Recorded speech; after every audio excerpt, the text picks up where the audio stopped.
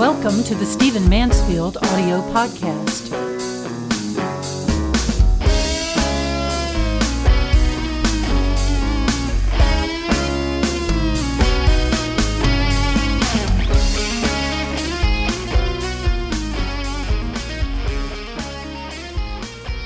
Well, it's 10 days before Christmas 2014, and I am in a pie-baking, nog-drinking, present-buying, just movie-watching, carol-singing kind of Christmas mood. I'm quite a romantic about Christmas. I often joke that I cry every time the angel gets his wings, and of course I'm talking about that great movie, It's a Wonderful Life, and what happens in that film. But I love Christmas. I love the religious aspect of it. I love the pageantry. I love people coming together. I love the beauty of it and the meaning of it. It's just my favorite time of year. And so I know I normally talk about very heavy and often disturbing things in this podcast. So this time, in my last podcast before Christmas, but not my last podcast before the end of the year, I want to list for you 7 things to do before Christmas, or to do at Christmas. Perhaps you can even do some of them after Christmas. But the main thing is that you do them for Christmas. So here they go. 7 things that you should do between now and Christmas, or, if you have to, just after. Number 1, I want to urge you to actually read this year Charles Dickens' A Christmas Carol. It's a beautiful little novella. It's the language is powerful. Dickens is at his best. The whole idea of that book was to bring Victorian England back to a celebration of Christmas and the meaning and the spirit of Christmas. And so it's wonderful. You can read it in one sitting, fill a glass with something wonderful, and sit down and read it. You've been promising yourself to do it for years. It's available at bookstores in very inexpensive copies. If you want to keep a good hardback version, my guess is you can find it at a used bookstore, and you can download it off Amazon for free. So it can't be that hard to do. Number 2, I want you to see a movie. It's one of my favorite movies. It's called Joyeux Noël. I don't speak French, so I don't know that I'm pronouncing that first word correctly. Joyeux, French word. But it's about an event that happened during World War I.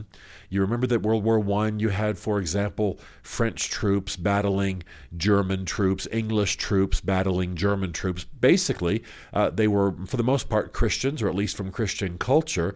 And so in the early part of the war, before the horrible bloodletting occurred, one Christmas, some troops from, I believe, England and Germany, who were facing each other, suddenly stopped and on Christmas Day and exchanged presents and played football. And it was magnificent. And so it's a true episode, and the movie beautifully portrays it. You'll never hear Silent Night sung as beautifully as you will in this film. By the way, this episode, this moment in World War I, is the theme of the Sainsbury's grocery store Christmas commercial this year. Sainsbury's, Sainbury', is one of the largest grocery store chains in the world, and it's based in England, and you'll just love this little mini treatment of the same theme, the same episode, that this great movie, Joyeux, I think that's Joyeux Noël, Noel. You'll love that movie.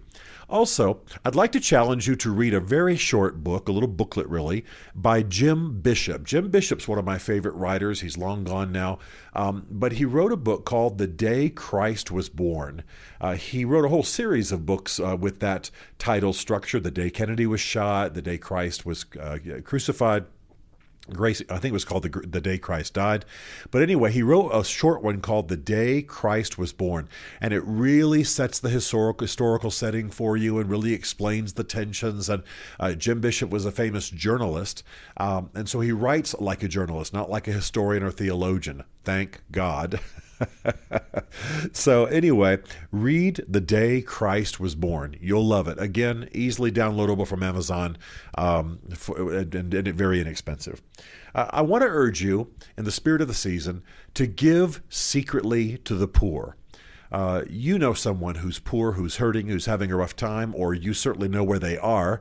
And I want to urge you to give secretly to the poor. Do it in a way that no one knows. Maybe even do it in a way so you don't get tax credit. You know, some of us only give money if we can get the tax benefit. But this Christmas, in the spirit of Jesus Christ, in the spirit of just, again, even if you're not a religious person, just in the spirit of the season, give to the poor secretly, and give generously, by the way. I want to ask you to watch It's a Wonderful Life.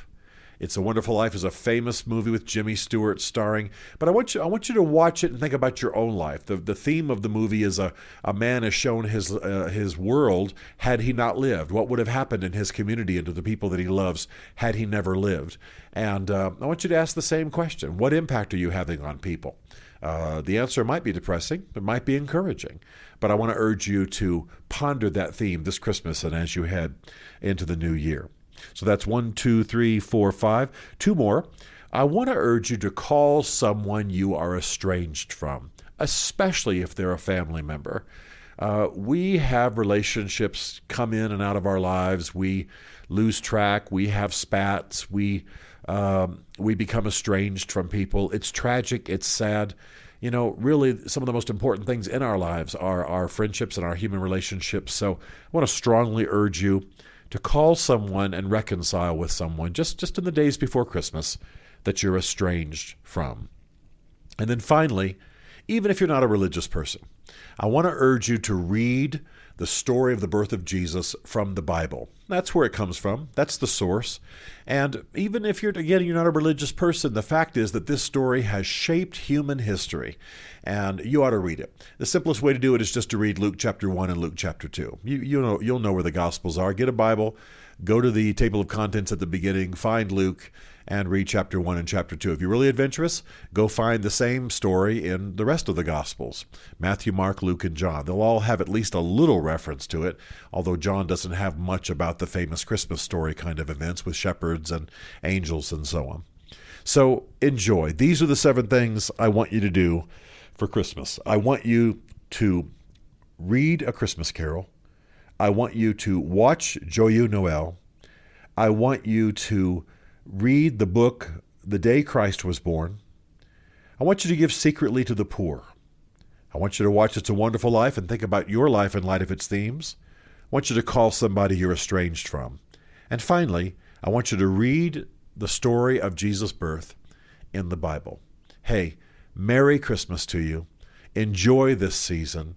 Drink in its spirit. Slow down a bit. And let the richness of this season and the love and the relationships that you enjoy nurture your soul. God bless. Stephen Mansfield is a New York Times best-selling author and popular speaker who coaches and advises leaders worldwide. To learn more about Stephen, log on to stephenmansfield.tv. The Stephen Mansfield podcast is produced by Isaac Darnell, who also wrote and performed the Rockin' Podcast theme song. This is a Chartwell Literary Group production. Chartwell is ingeniously led by Beverly Darnell Mansfield. As a result, all rights are reserved. For more information, contact us through stephenmansfield.tv.